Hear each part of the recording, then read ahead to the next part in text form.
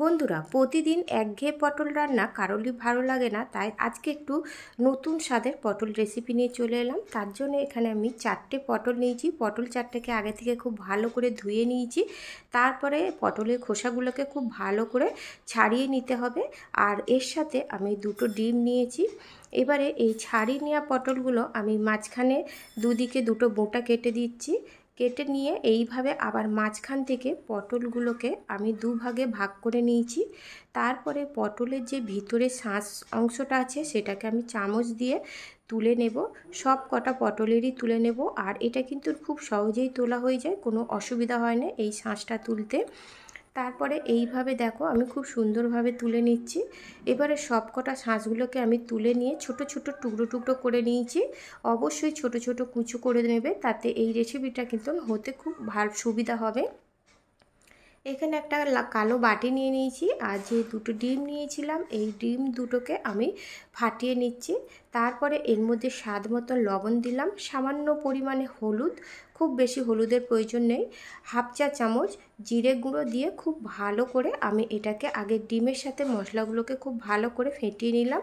ফেটিয়ে নেওয়ার পরে তারপরে যে পটলের ভিতরের অংশগুলো আমি টুকরো টুকরো করে নিয়েছিলাম সেগুলোকেই আমি এর মধ্যে দিয়ে দিচ্ছি। দিয়ে এখানে কিছু উপকরণ দিচ্ছি। একটা ছোট সাইজের পেঁয়াজকে ছোট ছোট কুচো করে নিয়েছি, 4টে কাঁচা লঙ্কা নিয়েছি আর নিয়েছি এই কাঁচা লঙ্কাটা দিয়ে আমি এবারে খুব ভালো করে মিশিয়ে নেব।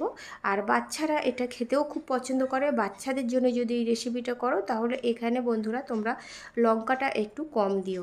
এইভাবে খুব ভালো করে ফেটিয়ে নেওয়ার পরে এখানে আমি গ্যাস অন করে প্যান বসিয়ে দিয়েছি। 1 টেবিল চামচ সর্ষের তেল দিলাম, খুব বেশি তেলের প্রয়োজন হয় না। তেলটাকে খুব ভালো করে প্রথমে গরম করে নেব। গরম করে নেওয়ার পরে পটলটাকে ঠিক এরকম সোজা করে আমি দিলাম।